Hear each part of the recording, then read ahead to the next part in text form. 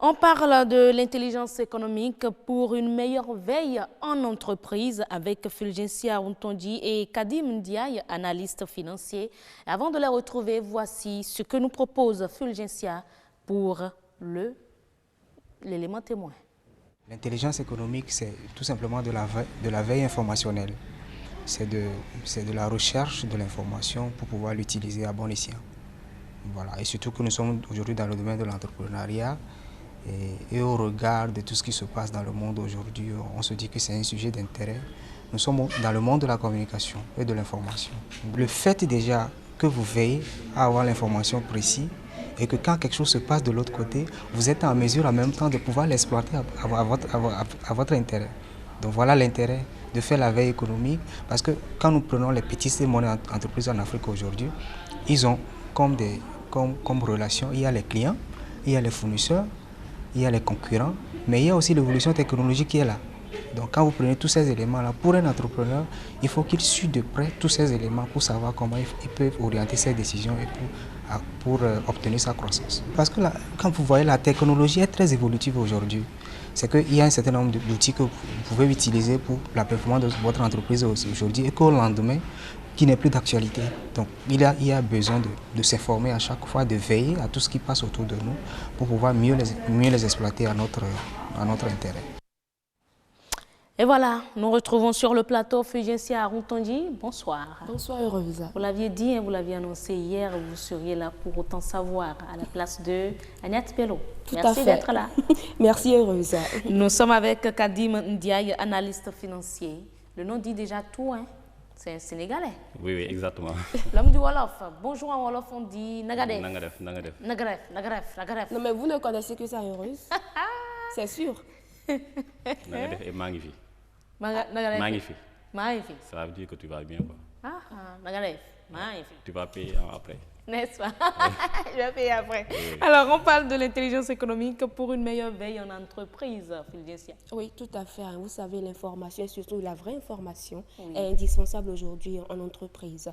Alors, Monsieur Kadim Ndiaye, quel est l'intérêt aujourd'hui pour les entreprises d'utiliser les outils de l'intelligence économique? Tout d'abord, je voudrais vous remercier de l'opportunité que vous avez bien m'offrir pour venir expliquer ce que c'est l'intelligence économique. Oui. En fait, c'est une thématique qui est vraiment très méconnue au niveau des PME africaines, c'est-à-dire des petites et moyennes entreprises en Afrique. Alors que ce sont des outils vraiment qui sont développés de par les entreprises dans le monde et qui leur permet un peu d'accroître leur productivité et être compétitifs à l'international. D'abord, l'intelligence économique, c'est l'ensemble des outils qui vous permettent de collecter l'information, de les traiter et de les diffuser aux acteurs économiques. Si cette information est disponible, traitée et analysée, ça permet aux chefs d'entreprise de prendre une très bonne décision qui est assise sur un faisceau d'informations fiable. Et voilà, donc c'est un peu ça l'intelligence économique. Donc si l'entreprise n'a pas la bonne information, évidemment, elle va prendre une mauvaise décision qui aura un impact sur sa productivité et sur son chiffre d'affaires. Aujourd'hui, on parle beaucoup plus des fake news et tout. Comment savoir que l'information qu'on a est la vraie? Voilà, donc tout d'abord, au sein de l'entreprise, il faut mettre en place un dispositif de veille et d'alerte. Au sein de l'entreprise, il faut... Oui. Tout d'abord, en formant le personnel à avoir un état d'esprit pour bien utiliser les outils de veille. La veille, c'est quoi?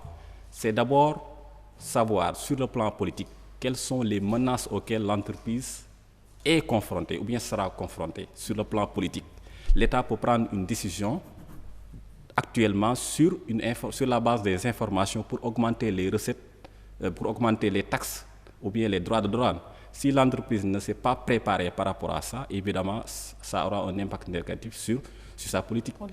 Et aussi sur la veille concurrentielle. Qui sont mes concurrents directs? Qui sont mes concurrents dans le futur? C'est-à-dire des concurrents potentiels. De savoir se préparer si une entreprise, par exemple, fait la même chose que moi, alors que je ne suis pas au courant. Et donc, ce dispositif d'alerte permet au chef d'entreprise d'être au courant de cette information et de prendre les devants. Donc c'est important au sein de l'entreprise que le personnel soit préparé et bien formé. Voilà. Et lorsqu'on parle aussi de l'information, il faut parler aussi de la sauvegarde de ces informations-là aujourd'hui dans l'entreprise. S'il y a fuite, les concurrents sont à l'affût des informations concernant tel et tel produit, ils pourront reproduire facilement. Là, évidemment, vous avez touché un point tellement important, c'est la gestion et la sécurité de l'information au sein de l'entreprise. Vous savez, des fois, l'information, le chef d'entreprise cherche à aller recueillir une information dans un contexte difficile et que le personnel qui a intérêt à ce que l'entreprise puisse être rentable, a intérêt à protéger ces informations. Donc, deux choses. L'information nous permet de saisir les opportunités. L'information aussi nous permet de connaître les menaces de l'entreprise. Alors, il faut savoir diffuser la bonne information. Il faut savoir aussi retenir l'information qui est stratégique, que s'il tombe sur des mains inexpertes, ça va causer un tort à l'entreprise. Je peux donner un exemple très précis.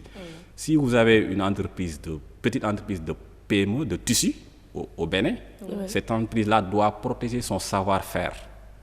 C'est-à-dire comment tisser le tissu.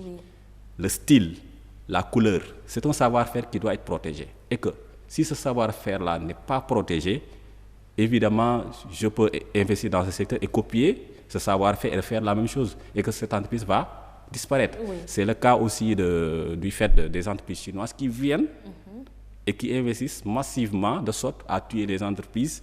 Donc, ces entreprises-là doivent accepter d'abord la mondialisation. Ça, ce sont des propos qui n'engagent que vous. Voilà. Ailleurs, ils participent au développement de ces pays-là, nous dira peut-être un des dirigeants ou un des partenaires. En fait, il faut savoir que je pense que ce sont les entreprises africaines qui doivent accepter cet état de fait et se préparer. Il ne faut pas se lamenter sur son sort. C'est-à-dire, il ne faut pas critiquer, il faut agir. Le monde est tel qu'il est, il faut se préparer. Il y a des outils qui vous permettent de se préparer et à rester compétitif.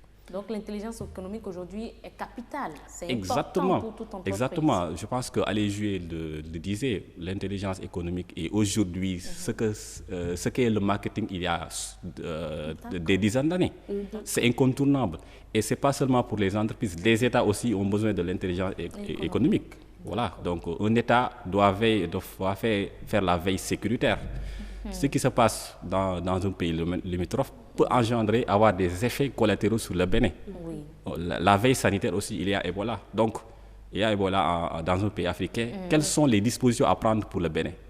Donc, à ne pas subir les informations, mais à mettre en place des stratégies anticipatives. Si il y a Ebola demain, qu'est-ce que je fais concrètement? Qui doit faire quoi? Une cellule de crise qui fera quoi? On va se réunir comment? Qui doit être interpellé? Donc, alors que la plupart de nos États agissent un peu dans l'urgence, sans pour autant qu'il y ait des préparations, s'il y a une crise dans tel ou tel secteur. Ce n'est pas seulement pour les entreprises, c'est valable aussi pour les États. Vous avez parlé des informations, de la veille informative qui permet aux entreprises d'avoir assez d'opportunités. Alors, est-ce que les entreprises doivent aussi communiquer entre elles? Évidemment, je pense que je donne le cas du Bénin. Les petites et moyennes entreprises du Bénin doivent mettre en place une structure d'échange entre eux. Elles ont intérêt, parce que tout simplement, le Bénin, c'est un pays qui est appelé peut-être à exporter ses produits. Et c'est que ces entreprises-là, chacun d'entre elles doivent échanger des informations sur une difficulté qui est rencontrée par une autre entreprise. Là-dessus, une entreprise qui exporte, qui a rencontré des difficultés à l'Union européenne. L'Union européenne, vous savez qu'il y a des barrières sanitaires, c'est-à-dire de certains produits. Si cette entreprise-là communique à une autre entreprise les difficultés qu'elle a rencontrées, évidemment, celle-ci va prendre des mesures anticipatives. Et c'est valable aussi pour le secteur avicole, c'est-à-dire l'exportation des poulets de chair et l'importation. C'est-à-dire les entreprises ont intérêt à communiquer entre elles parce que tout simplement, elles partagent le même contexte économique national tout d'abord et le même contexte économique de la CEDEAO qui est une zone où la libre d'échange est de mise. à travers les accords de la CEDEAO.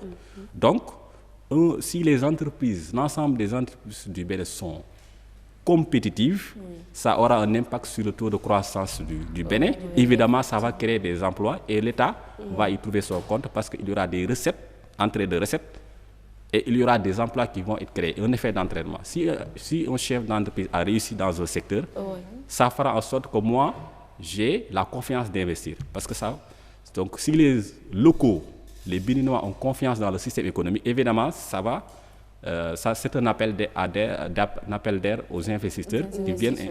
Mais la communication doit se passer comment entre quel type d'entreprise? Est-ce que lorsque je prends les entreprises qui sont dans l'agroalimentaire, ces types d'entreprises vont échanger entre elles, ou de l'entreprise qui est dans l'agroalimentaire, l'entreprise qui est dans le textile, ils peuvent communiquer entre elles? Comment faire?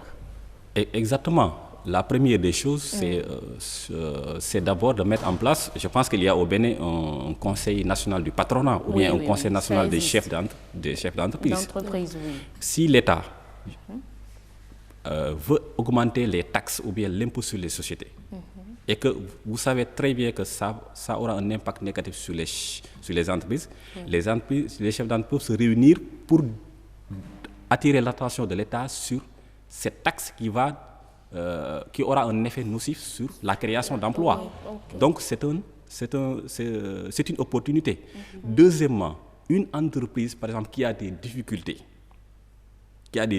dans le secteur des textiles, cette entreprise-là peut être achetée par un national, un capitaine d'industrie du Bénin.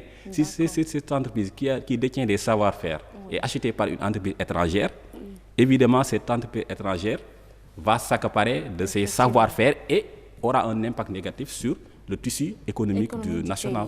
Donc ces entreprises-là, c'est un maillot complémentaire entre elles.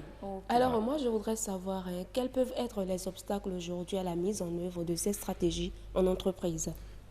Tout d'abord, le Bénin ou bien le Sénégal ou bien le Nigeria, c'est une zone économique. C'est une zone économique d'ensemble. Et les pays africains ne commercent pas entre eux. C'est-à-dire, il est de l'ordre de 15% le commerce intra-pays africain. Alors que pour que le Bénin puisse créer autant d'emplois, puisse créer autant de valeur ajoutée, il faudrait que les chefs d'entreprise de ce pays puissent commercer facilement avec le Nigeria, sans d'obstacles, sans de taxes, puisse une entreprise qui produit des tissus puisse le vendre facilement au Nigeria en un temps record. Ce que promeut d'ailleurs l'espace CEDEAO par rapport avec la nouvelle monnaie ECO. Voilà, et libre échange et libre circulation des personnes et des biens. Je crois que c'est dans ce cadre-là. Exactement. Et que l'État qui est derrière puisse créer les conditions, puisse créer un climat de confiance des chefs d'entrepreneurs. D'accord. Voilà. Merci beaucoup. Merci Fulgensia Outondi. Merci Heureuse. C'est un plaisir. Merci également à vous, Kadim Ndiaye, analyste financier. Vous nous saluez tous les Sénégalais. Et évidemment aussi, je salue aussi, je profite de l'occasion pour saluer tous mes amis béninois et vraiment l'Afrique qui constitue vraiment une seule et unique nation. N'est-ce pas? Donc, Heureuse, on peut conclure que la veille, elle est très très importante pour les entreprises.